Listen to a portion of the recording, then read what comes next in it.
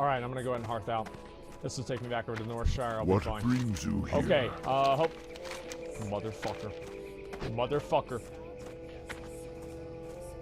Okay, we're safe, guys. We're safe. We good. What server's he on? Yeah, alright, let's go over here. I'll get a few levels here. Get this out of the way. Yeah, panic. I was so worried there. I thought we were gonna get fucking killed. But, yeah, anyway, so basically, I feel like that was a good earnings call. I mean, everything went really well. That's amazing. I'm very happy about that. Servers are up, boy? Yeah, we're up. Everything's good. Okay, let's go. Pretty stoked for Classic. Didn't start playing till MOP. Yeah, Classic, as I said, Classic is going to be a much better experience for new players than BFA is. I've said that many times, and I think it's very true.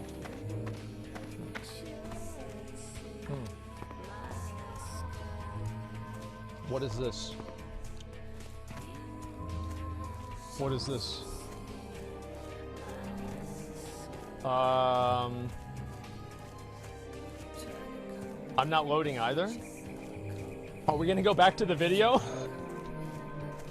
I think we might just go back to the video if this doesn't work. Yeah, let's just do that. It seems like this is kind of fucked up. So, it's the way it goes, I suppose. Oh well.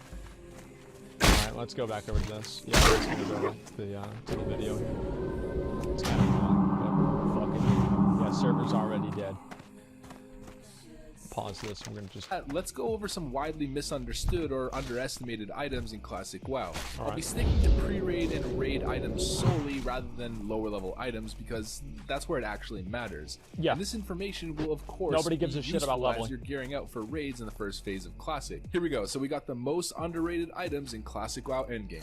Okay. Let's get into it. Alright, so the first item we got is called Heart of Wormthwack. It drops off the last boss in LBRS Lower Blackrock Spire.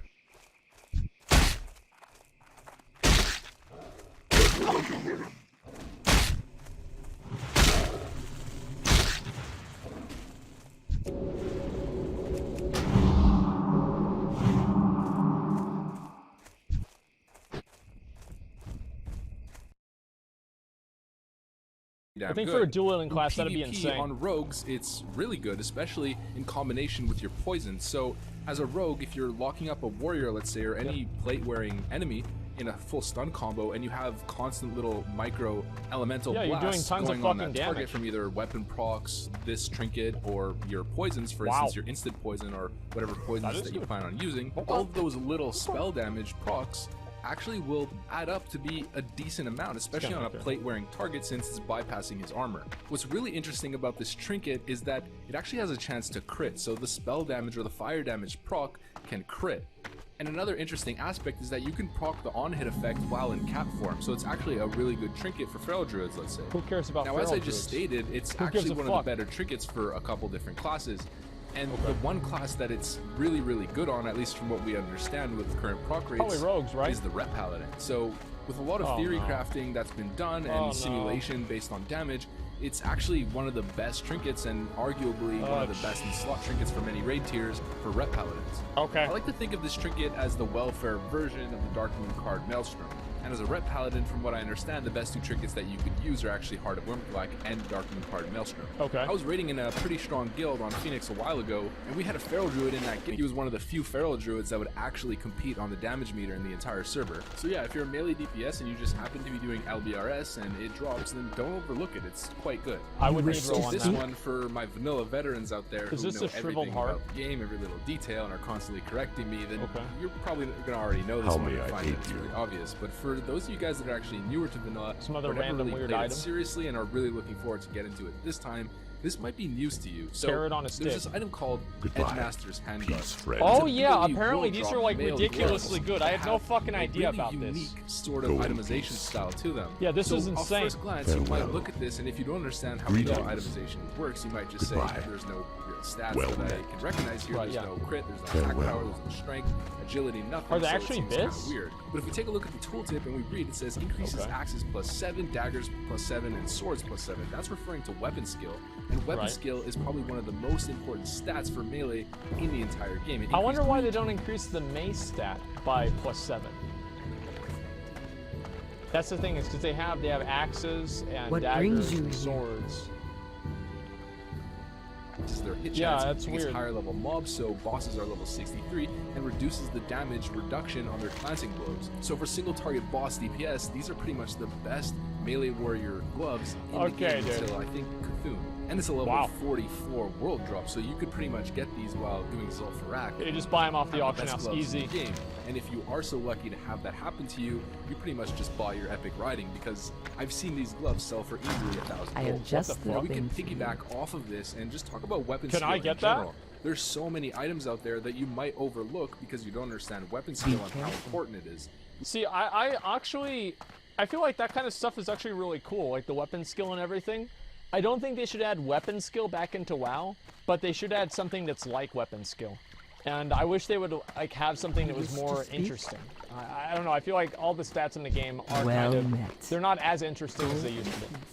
We've got Aged Core leather gloves and Molten Core, which as a dagger rogue are incredibly good, but you might look at them at first glance and see strength and just be a bit confused. But these gloves are incredibly good if you're using daggers. We've got Obsidian Aged Blade, which is also in Molten Core, and it's a pretty damn good two-hander, where in the early days you could actually get away with running two-handed Fury DPS. You might actually see the sword drop, and it might be better than your current setup with dual wielding. Once Dire Maul is released, we've got Distracting Dagger, which is an incredible offhand dagger for dagger rogues with a 1.3 weapon speed proccing. It distracts them from other daggers. Which is just a great belt. We got Maladath, which is in Black Lair, and everyone knows how good this is in an offhand. And in AQ40, we've got the Anubisath Warhammer. That drops which, some again, trash. Off first glance, you might not think much of it, but by the time you get into Nax, there's two really strong maces. There's the Castigator and Misplaced Servo Arm, which also drops off trash. So if you have one of those maces in your main hand, this is pretty much the best offhand mace that you can pair with it, giving the increased mace skill to affect both maces. So I wish they never got rid of the Misplaced Servo Arm. I actually feel so stupid, man. We used to run Nax like every Friday night, Nax 60 back at 70, and I don't have any of the old items. I only have like one belt or something like that. I really should have tried harder to like try to get people to trade me gear and shit. I feel kind of stupid for not doing that. General, I guess just don't overlook weapon skill. Whenever you see weapon skill on an item, it's generally incredibly good. And in my time, I've seen so many dagger rogues overlook the Aged Core leather gloves, and it just boggles the mind, you know.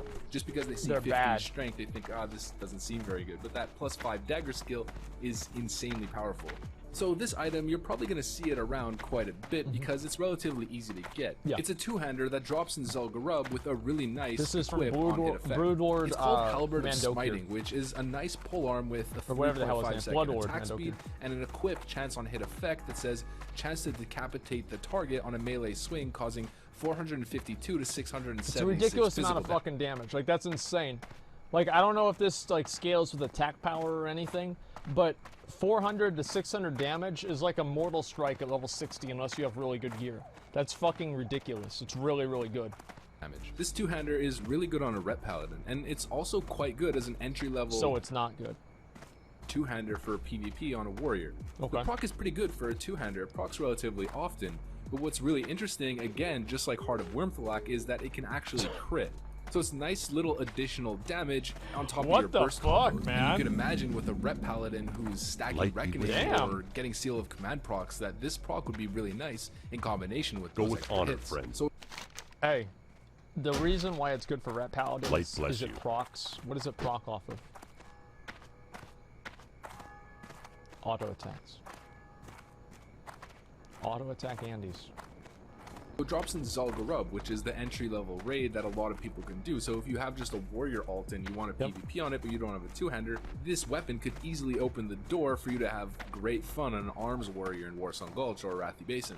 Dude, like, that's just man, like, I'm honestly, like, just thinking about, like, all the cool weapons that the game used to have. Like, this always makes me, like, really fucking nostalgic, because these items in the game used to make, they just used to make the game so much more fun and interesting. And, like, now we have, like, the King's Rest sword, which is, like, kind of cool. Like, that's nice, but I feel like now there's just, like, so many other damage variables and everything else. Everything's just, like, kind of diluted. But, like, in Classic WoW, like, having these items that could do these cool things were just...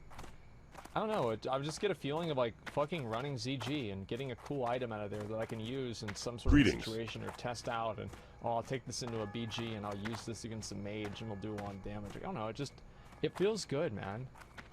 It just feels good. Everything's a stat stick. Yeah, I mean, again, like Blizzard's just, they're so worried about like trying to like hyper balance the game that they forgot about just, they don't want to make it like, just don't want to make it fun. Like, I don't know, man. Maybe I'm just being nostalgic here, but these kinds of things were really fun, and it made the game really interesting. It's super enjoyable to see again. Damage proc is quite hard like the hitting. theory And when crafting it goes into it, I think it's is full combos. So let's say it's on a fucking Mortal Strike ridiculous, combo, yeah. you get a Wind Fury proc and you get Vista proc, and that's a everything one-shot. crits. You could imagine how much damage that's a fucking one-shot, yeah. Back to back in one global. Super satisfying and relatively underrated, I'd say. Yep. So if you see Halberd of Smiting and you need a two-hander, don't overlook it. So this one's in the same line. I'd say, honestly, though, like, for a warrior, wouldn't just going sword spec be better? I mean, I don't know. You don't get the 5% crit, but you also get, like, all the other stats out of it. I don't know. Like, maybe sword spec would be better. It's really kind of hard for me to say. You're being slightly nostalgic. I know I am. I know. Because players QQ'd hard about unbalanced and Blizzard forced Blizzard to hyperbalance things. But the thing is, like, Blizzard's never hyper-balanced things. So let's look at how balanced... That's a really great point that you bring up. Let's look at how balanced the game is right now. Let's open this up, and we will look at hyper-balance. Let's see, MDI.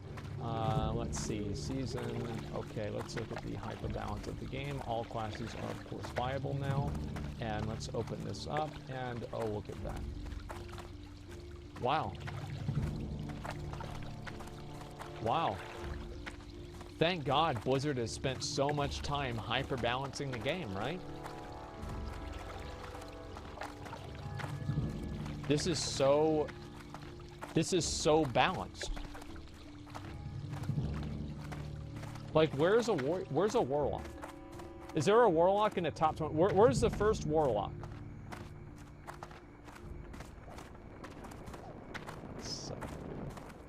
Oh, they're so stupid, dude. Who would ever play a warlock? Oh, dude, what is this? They're not even in the top. Oh, they're. Oh, wow. Oh, they're okay. This is an Asian team. They always have off-the-wall strategies. Okay, so you have one warlock in here, and wait. We're about to find a second warlock here. Any day now. Nope.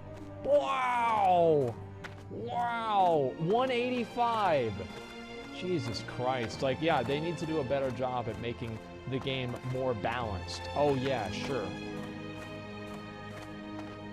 As the halberd. It's another weapon with a sweet on-hit proc. It's called Alcor's Sunraiser. Okay. It's a high-level world drop, which is quite unique. It's actually one of the best tanking items in the game. So if you guys look at the tooltip, you'll see it has a 1.3 second fast attack speed. I'm pretty sure that that's the fastest weapon in the game, if I'm not mistaken. And if you guys understand weapon speed when it comes to tanking, the faster the better. So having the fastest weapon in the game on a tank allows you to generate a good amount of rage, and also allows you to generate rage quickly. Like, immediately you just stab the target that you're trying to engage with, get a bit of rage, and can sunder immediately. Listen.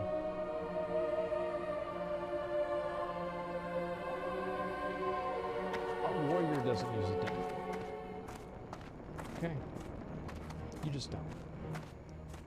You use a sword. And that sword's name is Thunderfear. That's it. You don't use daggers. It also has a chance on hit effect Don't use that daggers. blasts the It's target ridiculous. for 75 to 105 fire damage, which, Okay. considering the actual attack speed of the weapon, procs more often than you'd think.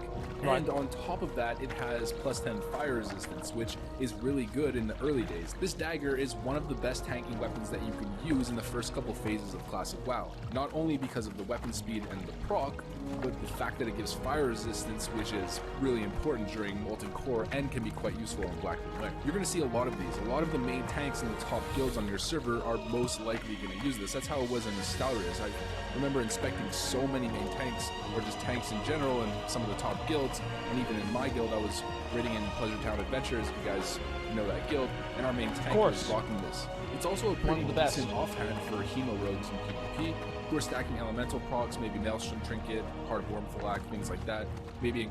Am I the only person that finds it a little bit asinine and pointless for people to min-max in PvE in Classic WoW? Like, I don't know, I just feel like it's pointless.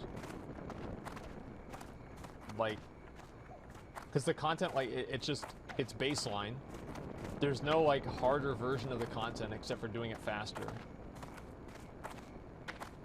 I don't know. I just feel like who cares? You just go in there, unless you're wiping on the content, then I don't know. It feels like these like little min-max things don't matter. Like the only thing in my mind that matters in Classic WoW with min-maxing is PvP. That's the only thing that I think matters. Like that's why people go engineering. That's why you want to get all these different items is PvP. I feel like that's where the min-maxing really does matter, because you're playing against another person that scales in the same way that you do. Like content is just flat. Combination with a misplaced servo arm. It's a really great dagger, and I think a lot of people just aren't. Wait, contrarian, okay. Sorry, I don't find it fulfilling to be like, oh, well, last week we were able to do Molten Core in 40 minutes, but this week, oh, we did it in 39. Yes. I just don't give a fuck. You just go through the raid, you clear the bosses, and it's not a big deal. I would rather bring a slightly slower group of my friends and people that would be okay with me taking maybe the bindings for Thunder. Need help?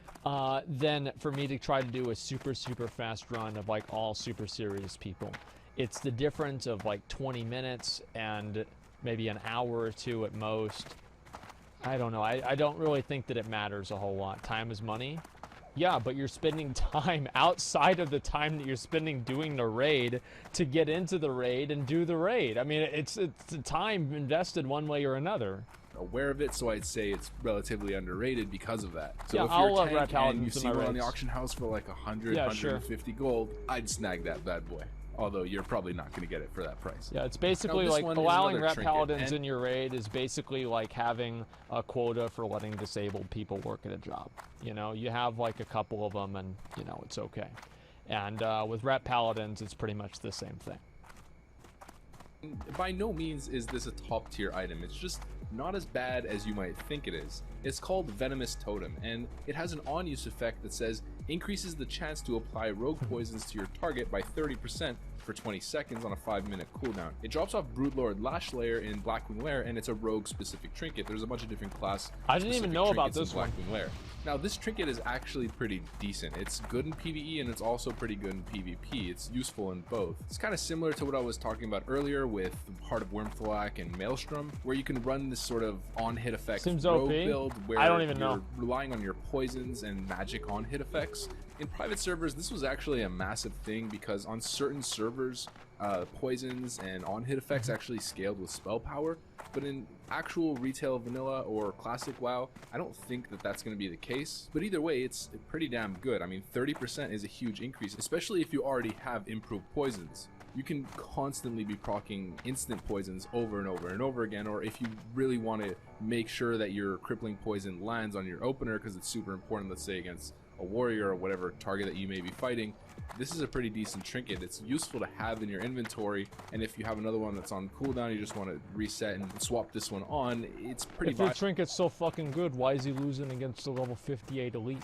He's level 60 rogue in Bloodfang gear. Why don't you put on a trinket that makes it to where you don't fucking die to a level 58 elite? This is the worst trinket I've ever seen in my whole life. This trinket sucks. And it's good. Like, if you don't have anything better and nobody wants this, or if you just want to have a cheesy trinket that's quite situational, you could pick this one up. I've just seen tons of people pass on it before, when you might as well take it. This one's another trinket, and it's generally only used in PvP, and again, it's quite situational. It's called Barov's Peasant Collar, and it has an on-use effect that says calls forth 3 servants of the House of Barov that will fight, cook, and clean for you. And I mean, clean for you? Wait, what the fuck? No, by the way, guys, I just want to let you know. Guess who has this trinket right now? Your boy Asmongold. I've got it still in the game. I've held on to it ever since Vanilla WoW. And I've had it the whole fucking time. You mean that trinket? Yeah, you goddamn right. Wait, I need the trinket IRL? No comment. I mean, that's sort of, I guess, just a little playful tooltip. What it actually does is just calls 3 minions that end up fighting for you. They're useless. Now, this is quite useful as a PvP trinket, and a lot of people tend to use it. Need help? It's situational, but I'd say the main strength of it is what can I do for you? Calls 3 minions. Yeah, so, if you understand how spell pushback works in classic WoW, every time someone who's trying to cast a spell, if they don't have a shield on themselves, takes damage, their spell will be pushed back for each auto attack depending on their talents, if they have talents to compensate for that mechanic. The fact that it calls 3 individual mobs that are all hitting that target can actually push back the spell cast quite significantly. So if you're playing a warrior and you're fighting against a mage, you summon the 3 minions on him, and maybe he's trying to cast a pyroblast or a spell on top after he's polymorphed you, and you might just be pushing back his cast over and over again. He's still taking damage, and it's just annoying to deal with. I've also seen healers use this, so while they're trying to just live and heal, they'll call the minions to attack the person that's trying to kill them. They'll put maybe a Shadow or Pain, if it's like a priest, I guess, and just try to live while the minions in the dot just do damage. It's almost like the way Shadow Fiend works in the Burning Crusade. Yeah, not exactly, but the same kind of play style. Really situational, kind of a weird trinket, but it's quite easy to get. You get it from a quest called the Last Barov in Western Plaguelands. Anyone can get it. You should probably do it while you're leveling up. And just sort of have it in your inventory. Hey there. Ever you How have are use you? for it, use it up. Some people just kind of think it's useless and vendor it or disenchant it. Light I like to blessings. use it. So this next item Hello. is actually a really Safe specific travels. leatherwood. This Need shit is something? ridiculous. See you later. It's This actually is a level 40 helmet, so Well you met. might So I had no fucking idea about this helmet. This helmet is like the fucking helm of domination for Well like met. the Lich King, King's but it's honor, for druids. friend. For whatever reason, this Be is careful. like the Well best met. helmet in the entire game for druids, even I think at level Careful. 70.